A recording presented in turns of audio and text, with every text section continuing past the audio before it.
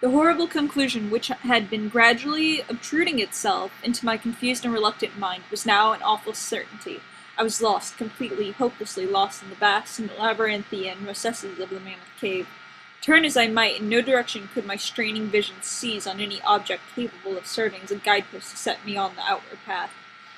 That never more should I behold the blessed light of day, or scan the pleasant hills and dales of the beautiful world outside, my reason could no longer entertain the slightest unbelief.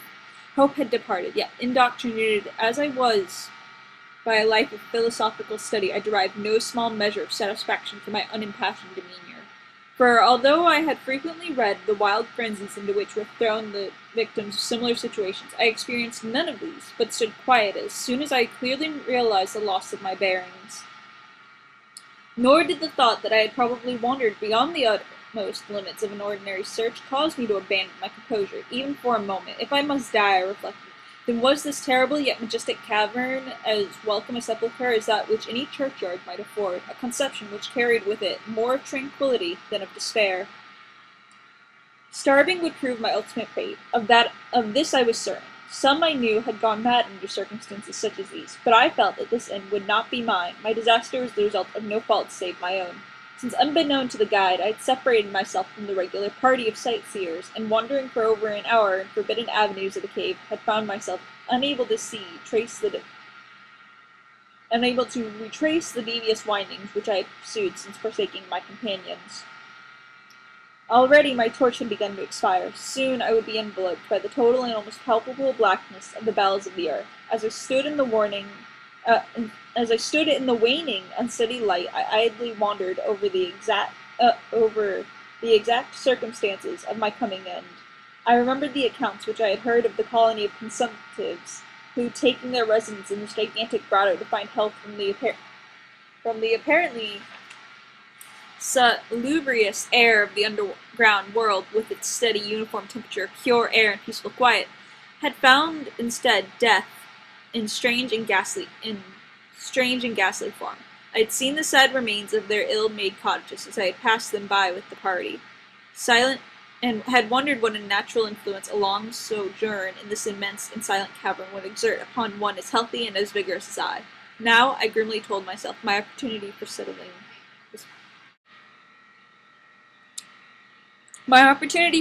this point had arrived, provided that want of food should not bring me too speedy a departure from this life. As the last fitful rays of my torch faded into obscurity, I resolved to leave no stone unturned, no possible means of escape neglected. So summoning all the powers possessed by my lungs, I set up a series of loud shoutings in the vain hope of attracting the attention of the guide by my clamor. Yet, as I called, I believed in my heart that my cries were to no purpose, and that my voice, magnified and reflected by the numberless ramparts of the black maze about me, fell upon no ears save my own. All at once, however, my attention was fixed with a start, as I fancied that I heard the sound of soft approaching steps on the rocky floor of the cavern. Was my deliverance about to be accomplished so soon? Had then all my horrible apprehensions been for naught?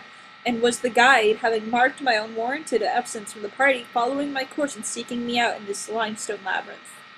Whilst these joyful queries rose in my brain, I was on the point of renewing my cries in order that my discovery might come the sooner, when in an instant my delight was turned to horror as I listened, for my ever-acute ear, now sharpened in even greater degree by the complete silence of the cave, bore to my benumbed understanding the unexpected and dreadful knowledge that these footfalls were not like those of any mortal man.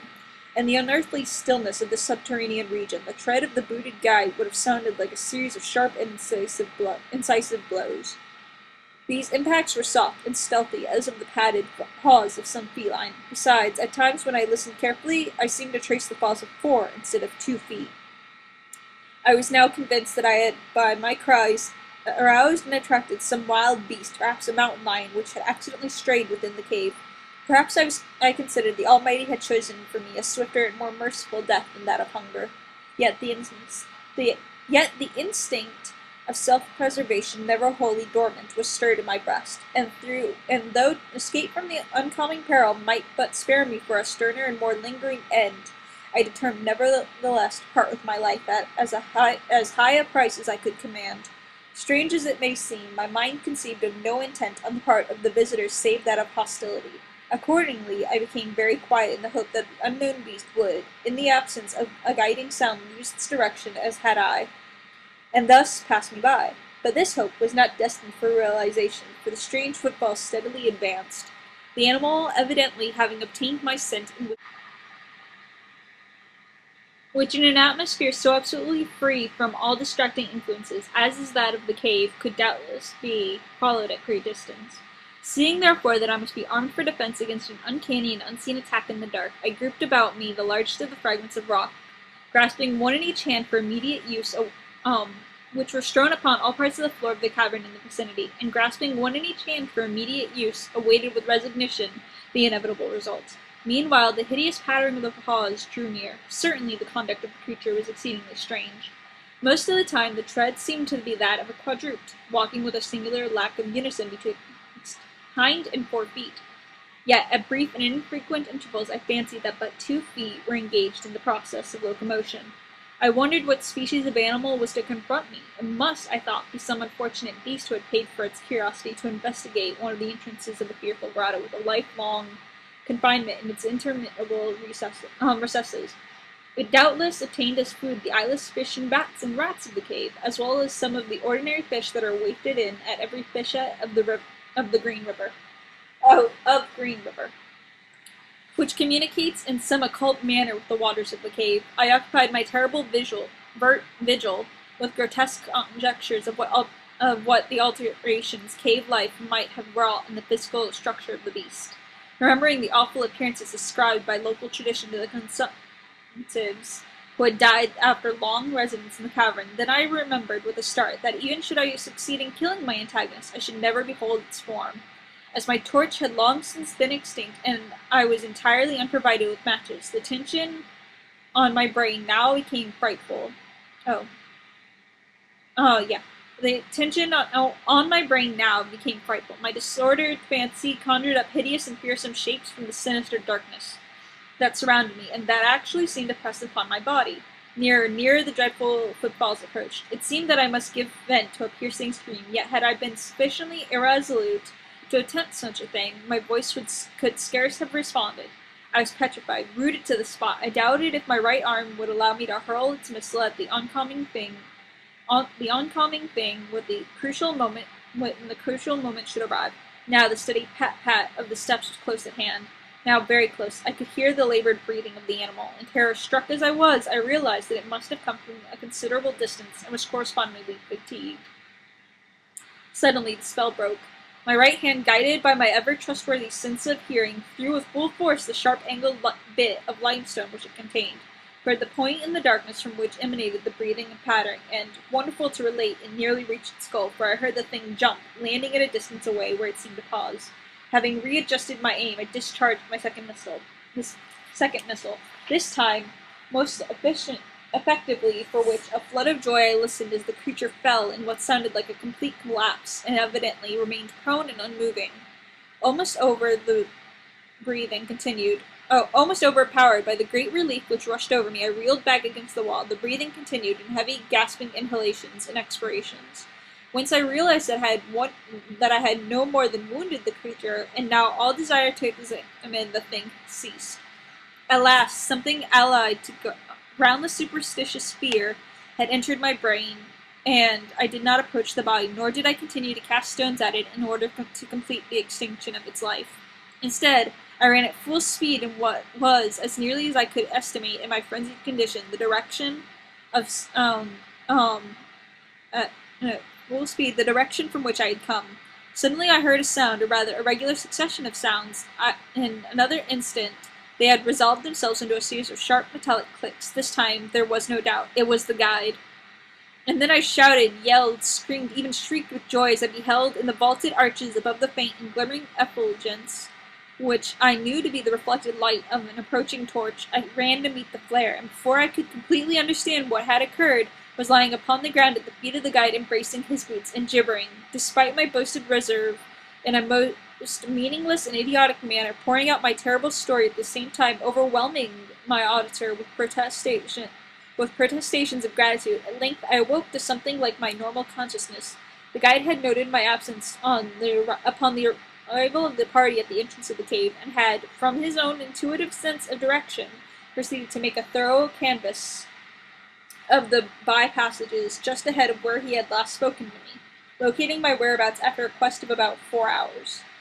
By the time he had related this to me, I, emboldened by his torch and his company, began to reflect upon the strange beast, which I had wounded but a short distance back in the darkness, and suggested that we ascertain by the rushlight's aid what manner of creature was my victim. Accordingly, I retraced my steps this time with a courage born of companionship to the scene of my terrible experience. Soon we descried a white object upon the floor.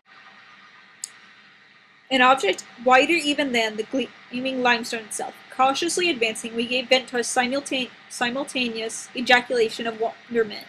For all of the unnatural monsters either of us had in our lifetimes beheld, this was in surprising degree the strangest. It appeared to be an anthropod ape of large proportions, escaped perhaps from some itinerant menagerie.